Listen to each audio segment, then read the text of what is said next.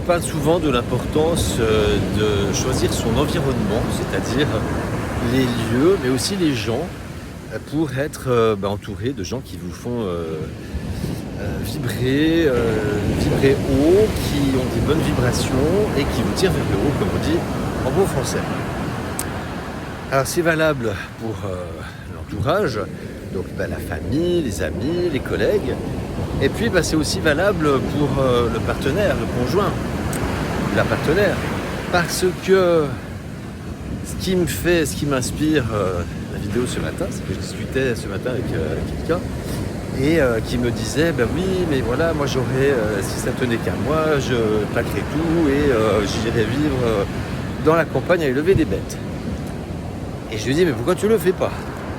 Eh bien parce que mon épouse c'est une Parisienne et elle a déjà accepté de venir ici dans le bassin d'Arcachon.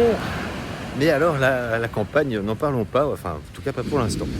Mais pas pour l'instant, elle était pas pour l'instant qui pouvait durer longtemps. Et en fait j'ai loupé un peu le coche, mais j'aurais bien aimé lui demander, mais finalement, pourquoi t'es-tu mis avec cette femme? Alors soit tu as changé de projet en cours de route, et ça arrive souvent, on évolue dans nos projets et l'autre ne nous suit pas, mais il se passe aussi très souvent, et je pense que toi derrière ton écran, ça a dû t'arriver peut-être au moins une fois dans ta vie, tu rencontres quelqu'un, tu as des aspirations sur différentes choses de la vie, et des envies, des besoins, et tu te rends compte que tu rencontres cette personne et puis que l'autre n'a pas les mêmes envies. Et que, par exemple, si tu dis moi j'aimerais tout quitter, partir à la campagne, l'autre te dit clairement qu'elle ne le ferait pas, qu'il ne le ferait pas. À ce moment-là, pourquoi tu te mets avec? Juste envie de te poser cette question. Et c'est exactement la même chose que tous les choix qu'on fait. J'ai fait récemment une vidéo, je sais que c'est pas bon pour moi, mais je le fais quand même. Et puis je vous demandais dans les commentaires de me donner des exemples de choses que vous faisiez tout en sachant qu'elles n'étaient pas bonnes. Il y a eu une réponse. Voilà. C'est symbolique. Enfin, c'est très parlant. Parce qu'en fait,